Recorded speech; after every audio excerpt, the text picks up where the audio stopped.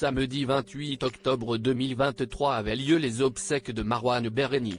Si est dans la plus stricte intimité que cela s'est déroulé, mais on peut facilement imaginer que ses proches de Plus belle la vie s'y sont rendus. D'ailleurs, juste après ces derniers au revoir, certains d'entre eux ont pris la parole sur leurs réseaux sociaux. Quelques semaines après que son corps sans vie a été retrouvé dans une maison abandonnée située dans le Rhône, les adieux à Marwan Bereni ont enfin pu avoir eu lieu. Si est le samedi 28 octobre que ses obsèques ont été organisées par sa famille. Un moment des plus intimes qui n'a pas été autorisé au public ni aux médias. Il ne fait toutefois aucun doute que ses amis de Plus belle la vie ont de leur côté pu y participer, lesquels étaient nombreux à lui rendre hommage.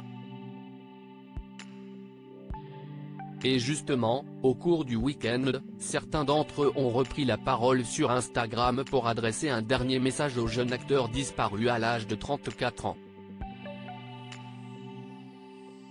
Fabienne Cara a par exemple écrit « Ton envol laisse un vide que personne ne pourra guérir, mais ton sourire et ton amour laissent une présence que personne ne peut effacer. Je t'aime imbécile. Prends soin de lui là-haut, on essaiera de faire aussi bien que toi pour ceux qui restent ici-bas.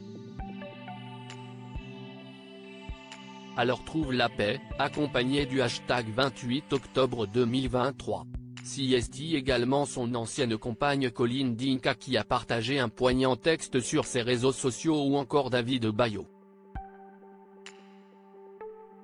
Avoir été aimé si profondément te donne à jamais une protection contre les autres, même lorsque la personne qui a manifesté cet amour n'est plus là. Cet amour reste présent dans ta chair, a-t-il noté sous une photo lumineuse de Marwan. Jérémy Pop, le compagnon d'Élodie Varlet, s'est quant à lui souvenu de ce sourire qu'en émettant à travers une image de son tendre ami riant aux éclats. Enfin, Laurent Caruso s'est adressé à l'interprète d'Abdel, la véritable amitié n'est jamais tranquille. N'est-ce pas Marwan? Rappelons que l'autopsie réalisée sur Marwan Bereni a révélé qu'il s'était donné la mort par pendaison. Dans la foulée, on apprenait que sa santé mentale était des plus fragiles. Le comédien ne s'est en effet jamais remis de la mort de son petit frère Bilal, sauvagement assassiné il y a 10 ans. Le jeune homme était par ailleurs recherché depuis le début du mois d'août après avoir possiblement causé un accident de voiture à Mâcon.